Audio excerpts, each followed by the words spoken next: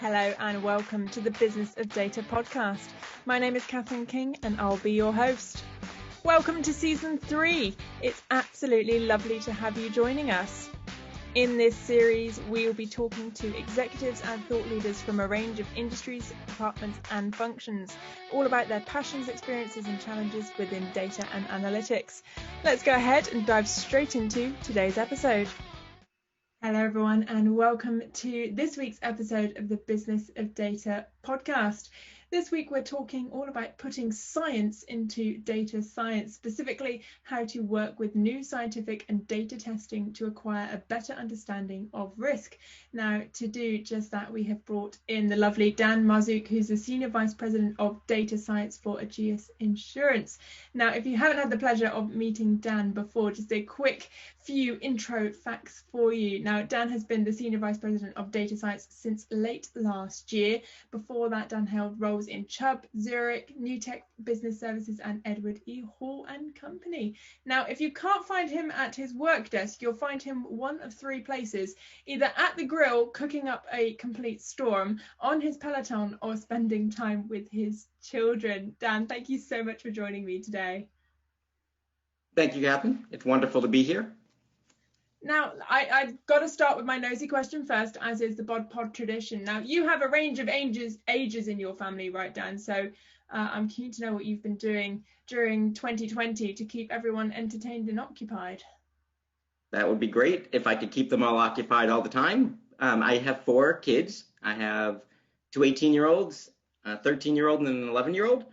So thankfully, the older children are self-sufficient, and the younger ones have been a handful trying to keep Zoom school going.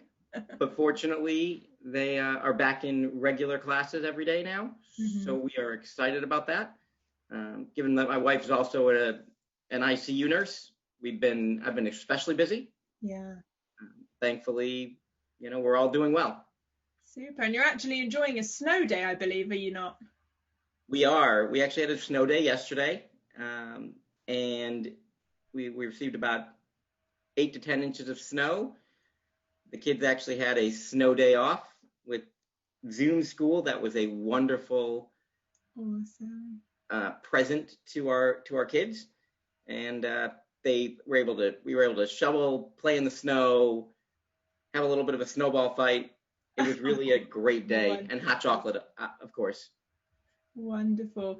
Well, let's get into it. And I mean, the weather is something we'll be talking about in a little while as well. So it's interesting that you're enjoying the snow there. So let's start out by kind of setting the scene here a bit. I'd love for you to talk me through the challenges of data and risk accuracy in the insurance industry. And would you tell me what's so unique about it compared to, say, other industries?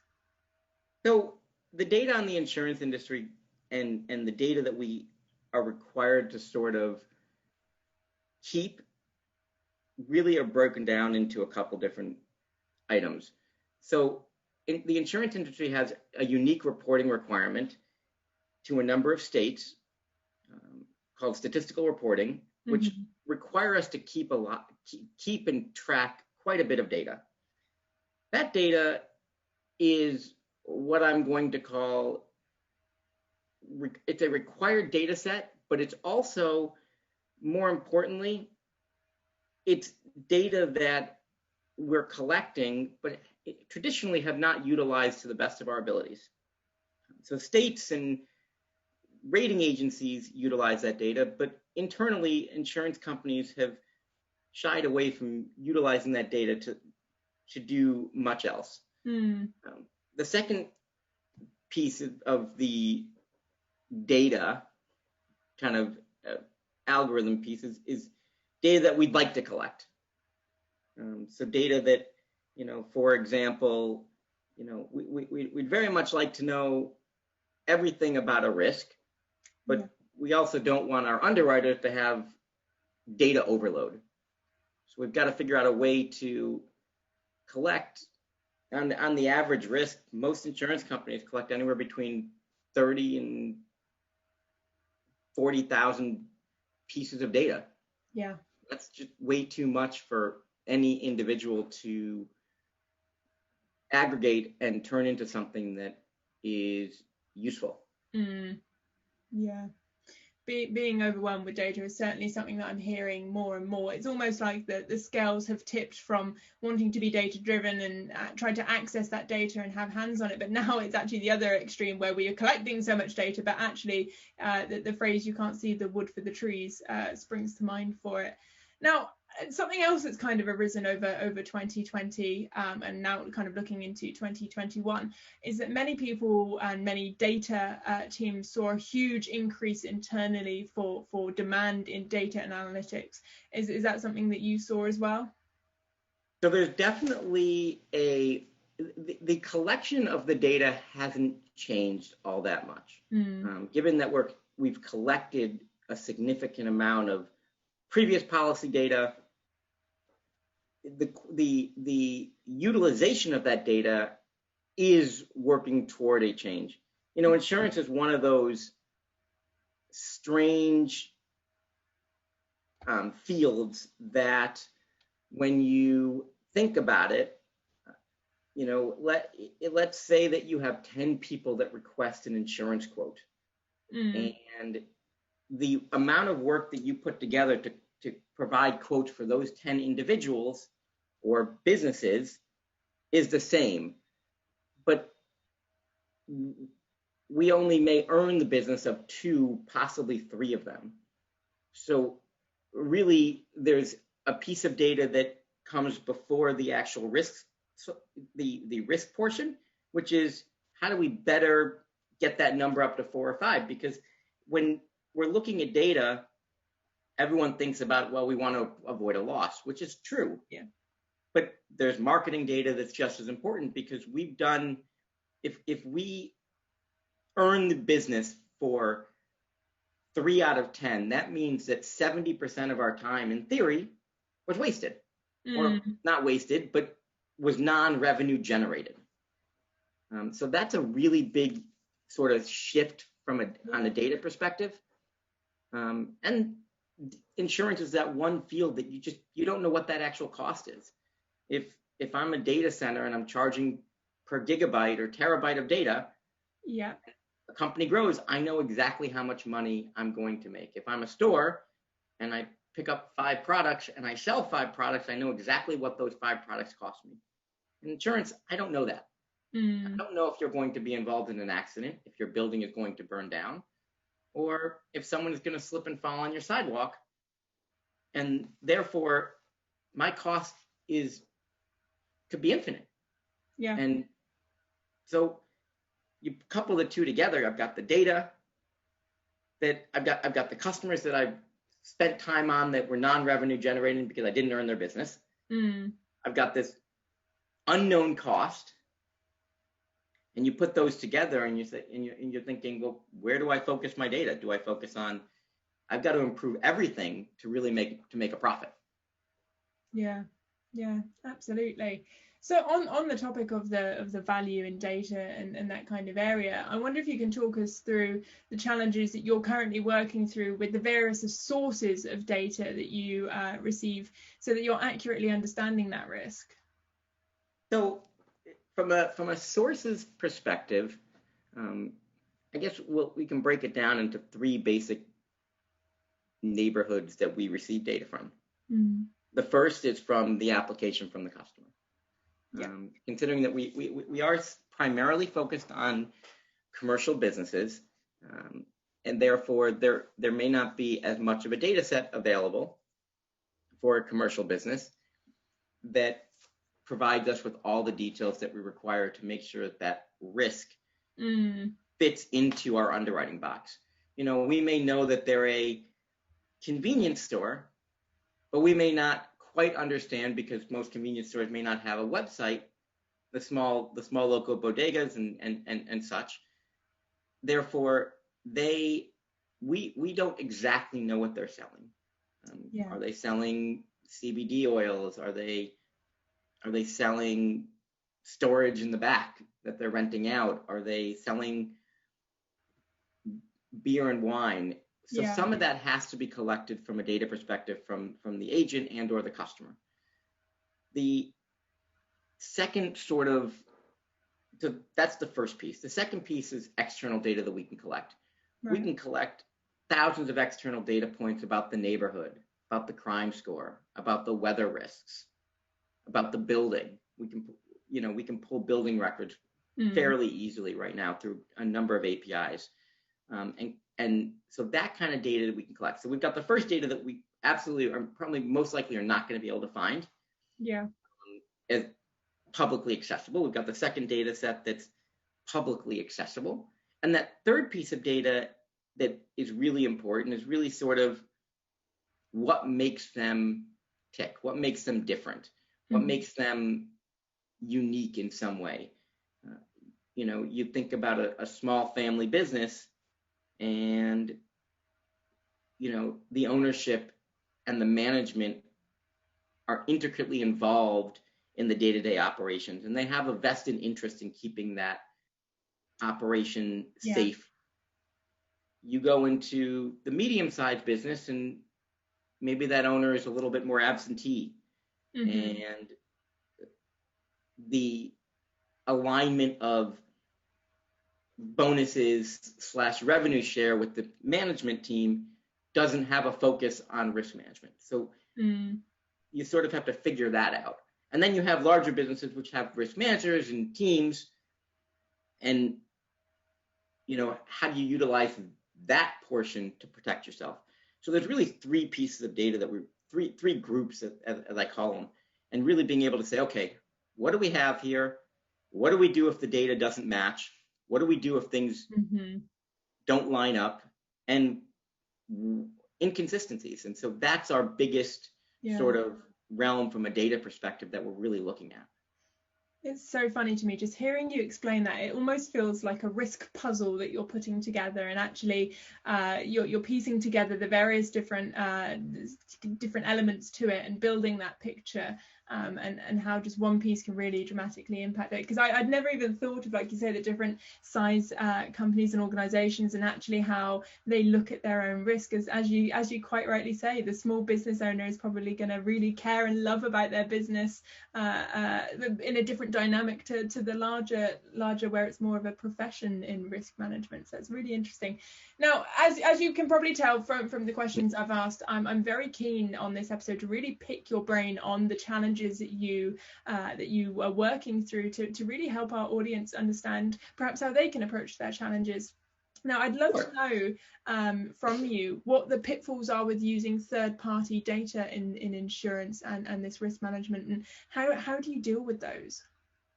So similar to, I'll compare the challenges similar to comparing a Google review to a Yelp review to a Facebook review for a business. Each of those businesses have their pros and cons. Each of our data sources have their pros and cons, and at times they're completely at opposite ends. Yeah. So we can kind of talk about weather data, for example. And with weather data, whether you're in a flood zone or not is relatively straightforward. Yeah. With the exception of what happens if you have a large plot and you insure golf and country clubs. And the flood data is focused on where the building is located. But as you can imagine with a golf and country club, there are also other risks for flood. Yeah. There's risks for the golf carts flooding and other structures. And therefore, as you start to look at the data, there's an inconsistency. The data is telling me that this isn't in a flood zone, but the data is also focused on one portion of one parcel of the lot. And so we have to look at that and say, okay, this data set isn't as useful for this type of risk as another data set. And part of it is trial and error.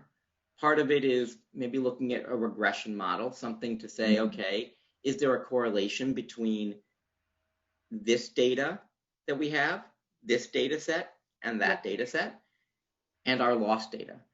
Some of it is just a combination of, underwriters after a period of time and data analysts within the insurance industry after a period of time start to say, wait a minute, something may not be as accurate as we would like. And that's why if we all utilize the same data, I think, there's 4, 5, 6, 7 data providers that provide quite a bit of data to us. And if we run the same report, we're going to come up with different data. But the key is to say, is it significantly different enough that I'm concerned with it? Yeah. Or are they close enough that even the differences are acceptable within a normal range? And part of the data we collect is what I'm going to call neighborhood-based. Part of it is zip code-based. Part of it may be city-based. And part of it may actually be street or physical location-based.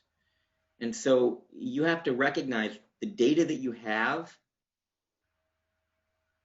how granular is it, and how granular did you want it? Yeah. You think about hail or tornadoes. How many times have we looked at a tornado and we see it cut through a neighborhood and the one house in the middle is destroyed, the 2 houses right next door are not? Yeah. I mean, can we really say that the 2 houses right next door are that much of a better risk? Or is it, you can't control weather. So we've got to be able to sort of say, this needs to make sense. And so when you have a data discrepancy, that's where we can say, all right, how much of a data discrepancy is it? And what do we want to do with it? Are we concerned with it? Yeah. Yay or nay? Is the Yelp review so much better than the Facebook review? Yeah. And that's where currently we may have to use what I'm going to call common sense versus a dangerous topic nowadays, but yes. Correct. Versus a data-driven model that says the Yelp review is worth 100% and the Facebook review is worth 5%. Yeah. Okay. That's if that's your model, that's okay. We can be consistent. And that's the difficulty with consistency is that, and data is that we know that if I go to the building department and ask what year my home was built, they may tell me 1955. Yeah. And if I go to the town, they're going to tell me 1953. And if I go online, they might tell me 1954. Yeah. Yeah. Not significantly different, but it can be. And we want to make sure that as over time that we'll start to learn and utilize what we think is accurate from one data set and continue on that path to build our own data integration system that sort of understands what we believe to be the most accurate system. Yeah, absolutely. Now, I foreshadowed it earlier in the episode that we would get talking about all these different weather conditions, and we had a chilly start talking about your snow day, but actually I'm interested to move the conversation towards wildfires. And I know when we caught up ahead of this episode and we were chatting through potential topics, you explained some really interesting changing nature to wildfires, and I wondered if you could just talk the audience through the changes that you're seeing. Sure. So it's no secret that wildfires on the western portion of the United States and Australia have occurred at a more frequent basis and across the world. And so the question is, we can say, there's reasons. What are some things that we can talk about with wildfires? So when we talk about data from a wildfire, the question is, what causes a wildfire? Obviously, something happened, there's a cause and effect, and what is the cause of a wildfire? So you can sort of break it down and say, we can break it down into 5 basic groups, I guess we could say. We could call it, the first one is sort of how much brush is there? There has to be a fuel to a wildfire. You think about, you typically don't see a wildfire in the desert because there's nothing to burn. So you need a fuel. And that fuel becomes based on weather. Let's say drought could make that brush drier, which burns easier. If you've ever had a campfire, you know that if you put something green in there, you're going to get smoke, but less fire because it's wet, it's moist. And if you put something super dry that's been out there, and a leaf, that leaf is light, it'll blow, it can catch other things. And so you've got this sort of first piece, which is, okay, what's the climate? What's the drought perspective? What's the rain perspective? What's the drought? What people don't think about is, let's say you're on a slope. Let's say you're on a mountain, and one side of the mountain is on the south side, and one side of the mountain is on the north side. Yeah. So the south side receives more sun here in our portion of the country. So that south side is going to dry quicker. So if you mix a high brush level on the south side with a potential for something to, with some sort of, you've got the fuel and it's drier, chances are the south side is going to burn quicker than the north side. So you've got that piece.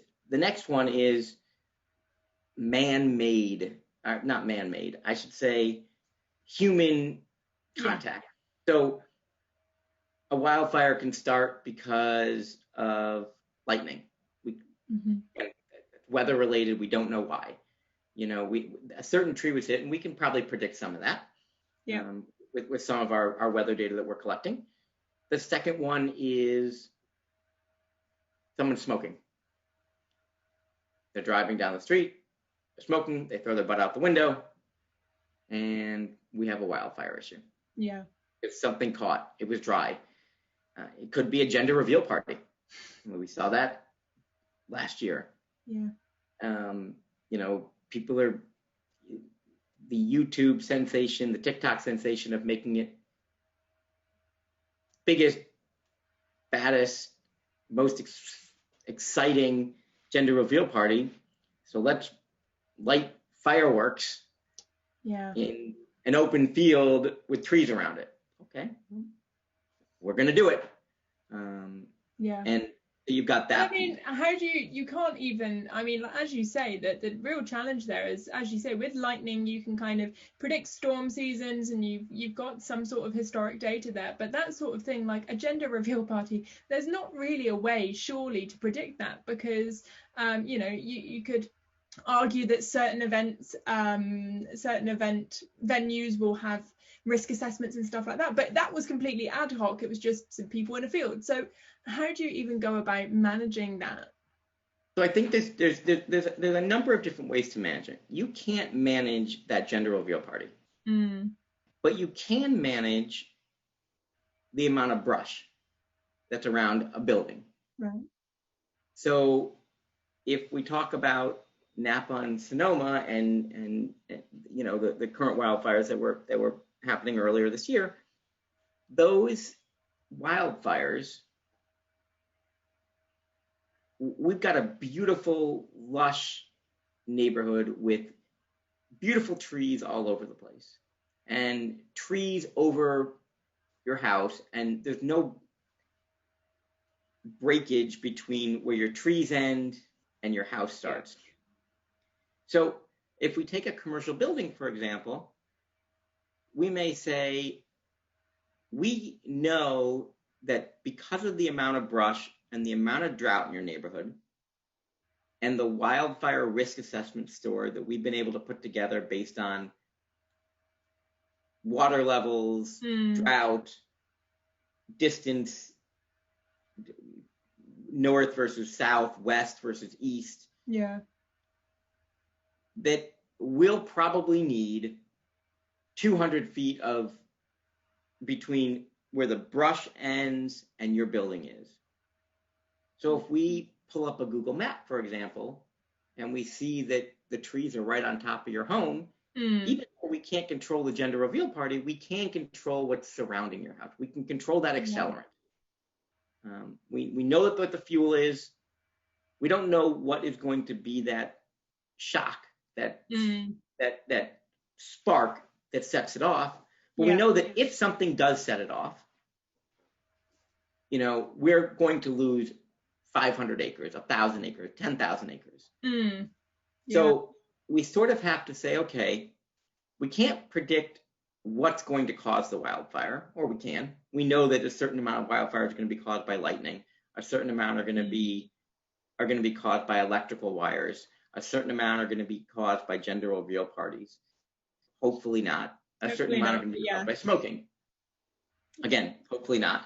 But we know if something starts, the probability that this home will burn down if something starts within a mile, within 5 miles, within 10 miles. And so that's what we have to take a look at. So it's less about, like you say, that spark of why it happened, but then if it does happen for whatever reason, the risk that's then in place for that.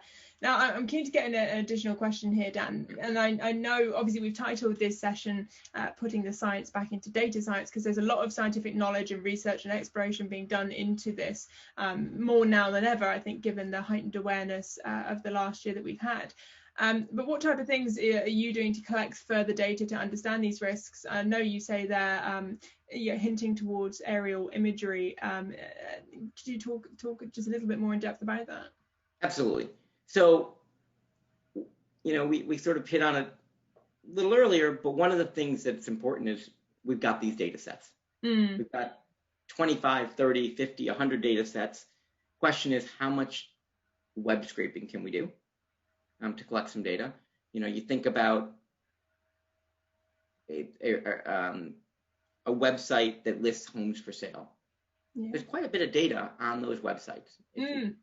And that data can easily be scraped. When we can easily build something that says, hey, at 123 Main Street, Anytown, California, USA, pull that up, and we're able to pull up an okay amount of data. We're able to take a picture of what's there. So we can collect that sort of unstructured data and make some determinations. The idea of both the aerial imagery as well as the drive-by.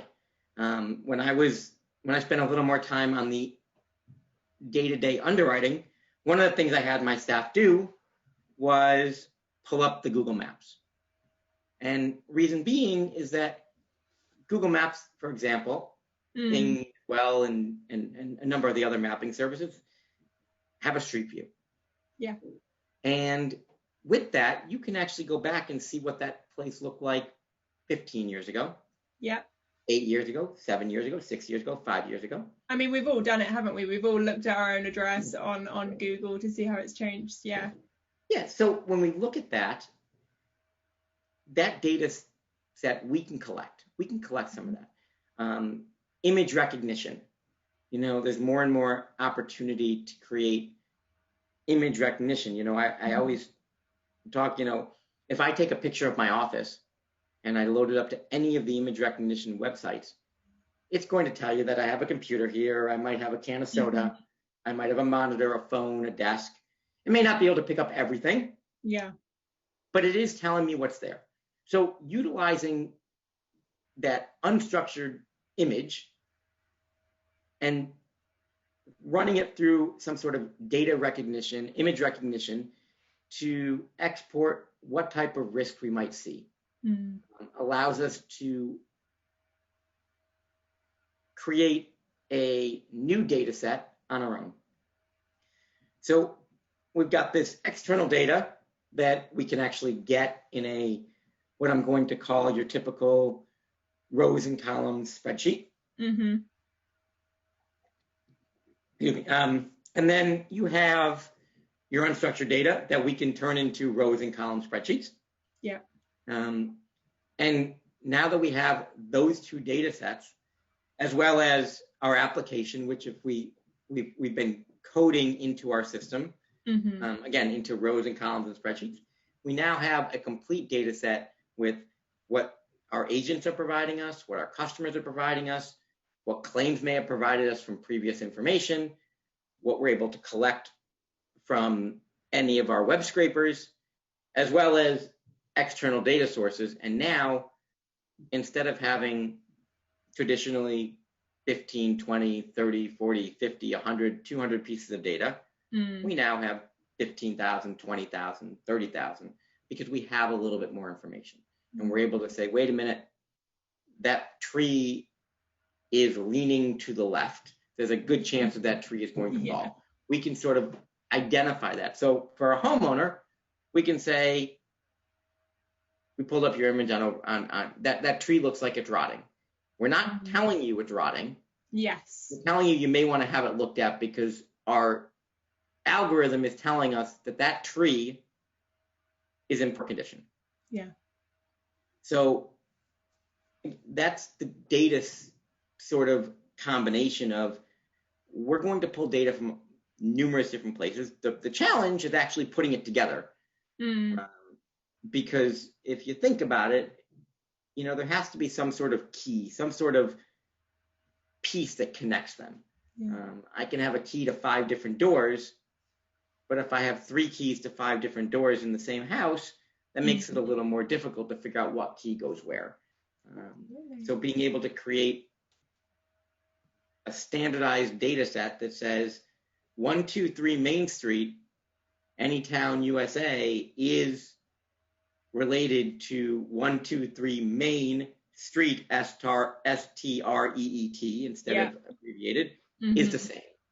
And those are kind of the things that we sort of work through from a challenge perspective. We can collect as much data as we want. Again, we want to avoid data overload. Yes. Yeah, it's that balance, isn't it? Physically, your systems have to be able to react quickly. Customers, I call it the internal sort of, I call it the Geico mentality. You know, here in the US, everyone for the last 25, 30 years has seen the commercials, get a quote for 15 minutes or less. So there's this mentality that insurance should be quick. And for the most part, it can be. But to do that, we have to both understand how to aggregate that data quickly, cull out what's sort of not as important or useful to the specific risk, and be able to develop something that the underwriter can make a decision quickly on the commercial side, because there's a mentality that it shouldn't be. It should be quick. You know, you want to buy a ring, you go online and you buy a ring. You want to, you know, buy a computer, you go online, you compare 5 computers, you pick the one you want. You go to insurance. Wait a minute, I can only get right now for commercial policies, I may only be able to quote from one company, and then as the agent, I have to go to 3 or 4 other 5 other companies. This is cumbersome, and so one of the things we'd like to do is make sure that process is not cumbersome. And so the more data that we can collect and aggregate allows us to request slightly less data from our agents and our customers, which provide them a sense of, hey, this team has the ability to do what I'm expecting. Super.